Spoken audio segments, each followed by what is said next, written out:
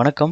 இன்னைக்கு நம்ம டிஸ்கஸ் பண்ண போறது என்னன்னா, ஒரு பிவட் டேபிள்ல நீங்க பொதுவா ரிஃப்ரெஷ் குடுத்தீங்கன்னா, உங்களுக்கு ரோ அண்ட் காலம் உங்களுக்கு சைஸ் மாறிட்டே இருக்கும். இப்போ 2 காலம்ஸ நான் இப்போ எக்ஸ்டெண்ட் பண்றேன். இப்போ நான் ரிஃப்ரெஷ் குடுத்தேன்னு பார்த்தீங்களா? ரிஃப்ரெஷ் குடுத்தேன்னா, இது அதோட ஒரிஜினல் சைஸ்க்கு ரீசைஸ் ஆயிடும். ஸோ இந்த மாதிரி நீங்க பொதுவா நெறைய கால்குலேஷன்ஸ் அண்ட் நெறைய சார்ட்ஸ் அந்த மாதிரி நீங்க ஒரே ஷீட்ல நீங்க கிரியேட் பண்றீங்க அப்படின்னா, நீங்க பிவட் டேபிள்ல நீங்க ரீசைஸ் பண்ணி வச்சிருப்பீங்க. ஸோ இந்த மாதிரி ரீசைஸ் பண்ணும்போது உங்க டேட்டா செட் அப்டேட் ஆயிருச்சுன்னா நீங்க ரிஃப்ரெஷ் கொடுத்தீங்கன்னா உங்களோட பிவட் டேபிள் ரீசைஸ் ஆகும். ஸோ இதனால நிறைய சேலஞ்சஸ் இருக்கு.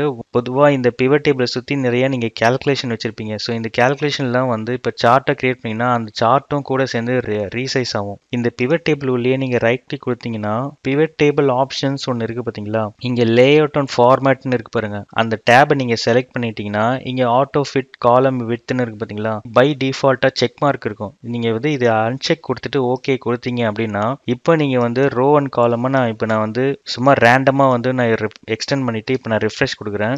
இப்போ ரிஃப்ரெஷ் கொடுத்தனா உங்களுக்கு ரோ அண்ட் காலம் நீங்க என்ன சைஸ்ல வச்சிருக்கீங்களோ அதே சைஸ்ல இருக்கும். இந்த ஆப்ஷன் உங்களுக்கு யூஸ்ஃபுல்லா இருக்கும்னு நினைக்கிறேன். நன்றி.